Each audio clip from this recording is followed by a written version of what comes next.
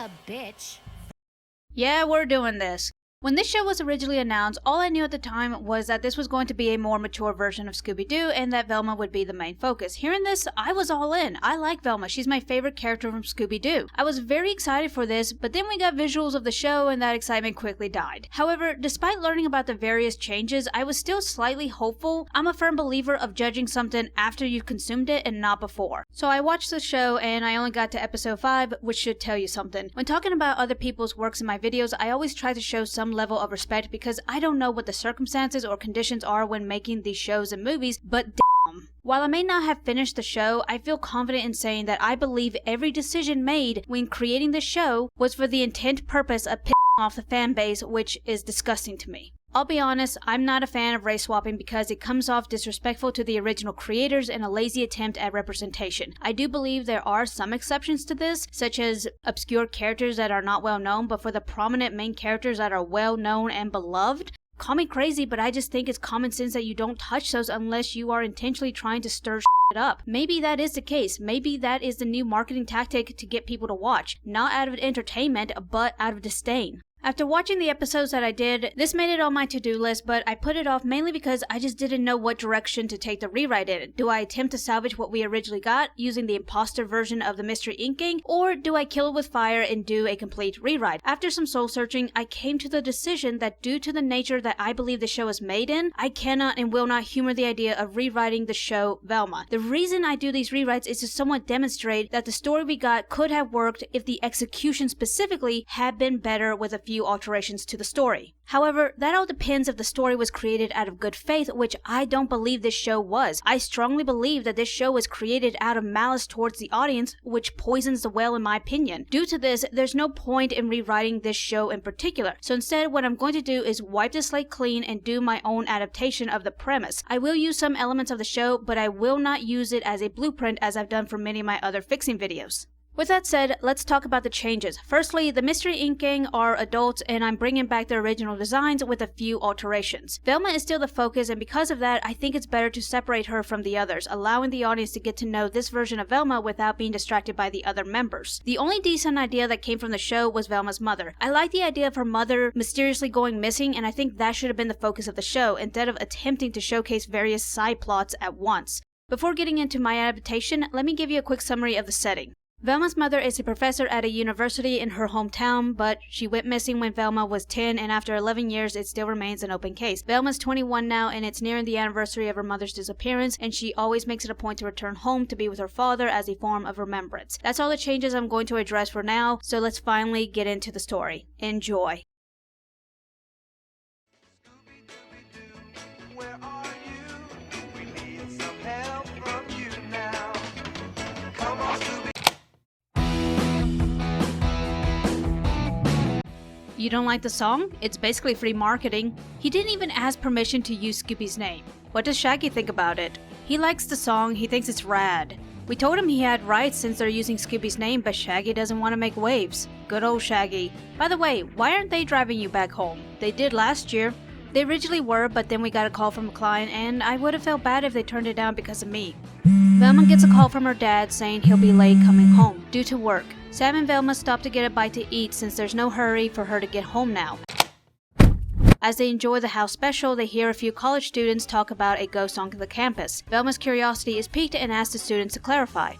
After the semester started, sightings of a ghost started occurring. Could it be a possible prank? If it is, then wouldn't the sightings take place in a more crowded area?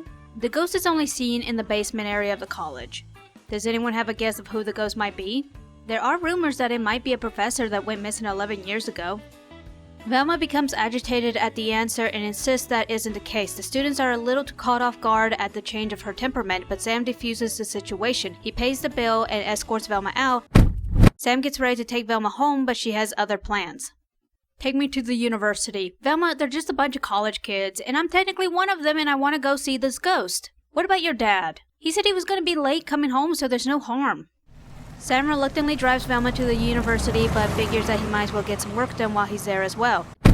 The The two split up as they go see their respectable professors. Sam goes to talk to his professor about one of his assignments while Velma goes to see her professor, William J. Wan. Velma walks in as he's finishing his lecture and dismisses the class. When it's just the two of them, she hugs him. Wan has been like an uncle to her since she was a child, and when her mother disappeared, he did his best along with her father to be there for Velma as much as they could. So, what brings you here, Velma? I figured you'd be home with your dad. He's doing some overtime and I wanted to ask you something. Let me guess, you want to know about the ghost? The students think it's my mom. They're just a bunch of college kids that like a good ghost story. They say that she appears in the basement area. Does her appearance have a routine or is it sporadic? From what I've heard, it's usually around noon when students are going to their evening classes. Juan raises an eyebrow as he's suspicious of Velma's demeanor. All he asks from her is that she doesn't cause too much commotion. With a smile, she leaves to find Sam. She finds him along with witnesses. One person tells him that he saw the ghost in the morning, which catches Velma off guard. He goes on to explain he only saw the ghost for a brief moment before he started running. When he turned around to see if it was following him, it was gone. Velma quickly perks back up at the revelation. However, another person insists that the ghost did chase them. They tell them the location of their encounters. Sam's curiosity gets the better of him and asks Velma if she figured anything out. I've come to the conclusion that there's not one but two ghosts. What? More specifically, two types of ghosts, one that runs and one that appears and reappears instantaneously, and we're gonna catch both of them. Now you've lost your mind. Velma unconvincingly insists that it'll be fun, saying Shaggy and Scooby have the time of their lives when chasing ghosts. The two make their way to the basement, and similar to Fred, she suggests they splitting up. You're out of your mind, woman! Sam, you're twice my size. What do you have to be afraid about? Oh, I don't know. How about the undead? Sam's pleas fell on deaf ears as Velma starts walking in one direction, leaving Sam to go the other. He reluctantly walks down the poorly lit hallway and nearly has a heart attack. What the hell, Velma? Are you trying to send me to an early grave? What are you talking about? Have you seen the ghost yet? Thankfully, no. Have you? Yep, I'm looking at her right now. Seriously? The ghost that doesn't chase you is a hologram, as I suspected, which means the ghost that chases you... It's real! Oh my gosh, she's real!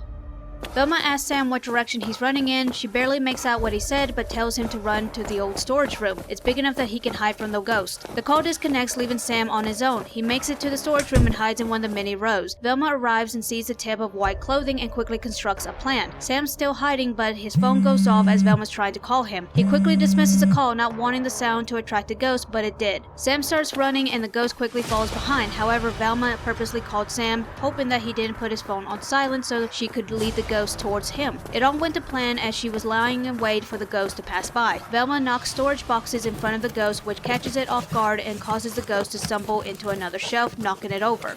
Professor Wan and a few other teachers enter the storage room just as Velma orchestrated. Do I want to know?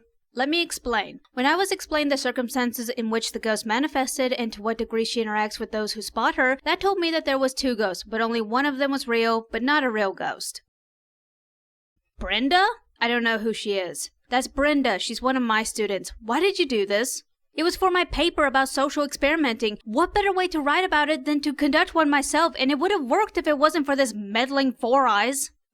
The teachers take Brenda to have a word with the dean, but Juan tells Velma and Sam to clean the storage room if they want to avoid meeting the dean themselves. With the two of them alone, Velma apologizes to Sam for what she put him through today. Sam sighs and lets Velma know that while he's not mad, he would prefer to be left out of the ghost hunting business. It's just not his thing. Velma agrees and the two start picking up boxes, but one of them catches her attention. Sam, look! This box has my mom's name on it. They must have packed her old stuff up and put it in here. Why didn't they give it to my dad and I?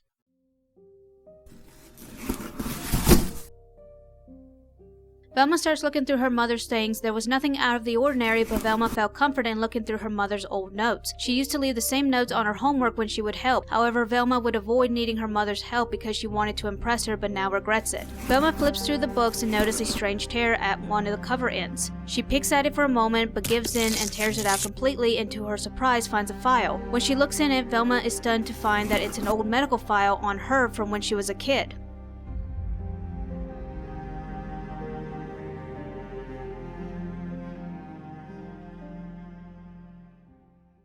This is the end of episode 1, and now it's time to talk about the changes. I am going to recycle the characters from the show just to save myself the hassle of having to create and design new characters, but don't be too surprised if these characters are playing different roles and may even have different names. Instead of not using the imposter Scooby-Doo gang, I thought I'd repurpose them as well, which brings me to Sam. He's basically my version of the knockoff Shaggy, but he's his own character, and I gave him the name of the voice actor who voiced the imposter Shaggy. Now on to Velma. The Velma that I'm more familiar with is the one from the films such as Zombie Island, Alien Invasion, and The Witch's Ghost, to name a few. In these films, she's portrayed as very perceptive, level-headed in the most chaotic of times, impulsive in other times, skeptical, and apologetic when she's wrong. However, the Velma in the show was very condescending, self-centered, irritable, and just downright mean-spirited. It's one thing if a character is witty and has a bit of a smart mouth. I like those kind of characters, but it's important not to make that their entire personality and make sure they have opposite traits to balance out their personality. In my version, I tried to emulate some of Velma's traits from the films, but I want her to be her own character and not be a copy from other versions. The story up to now has been mostly character setup specifically for Velma. I don't want anyone to think that because Velma was able to solve this mystery on her own, that I'm somehow saying the other members are irrelevant. Instead, my goal was to show how the dynamic of the group is instrumental in solving mysteries. Velma uses different elements from the group to help solve the case. I will say Velma using Sam without his knowledge is a bit of a dick move, but she does apologize afterwards, which leads to the reveal of the MacGuffin, setting the plot in motion. I know this rewrite felt a little short, but remember, I'm only doing first episode rewrites, and the continuation of the rewrite will be determined by how well the video does. And just to give you guys a little incentive, I know what direction I want to take the story and how I'm going to end it, and if you want to see that, help the video along. With that said, this was a lot of fun, and I hope you guys enjoyed the story. Let me know which version of Velma you like, whether it be from the movies or one of the series. Thanks for watching, and like and subscribe!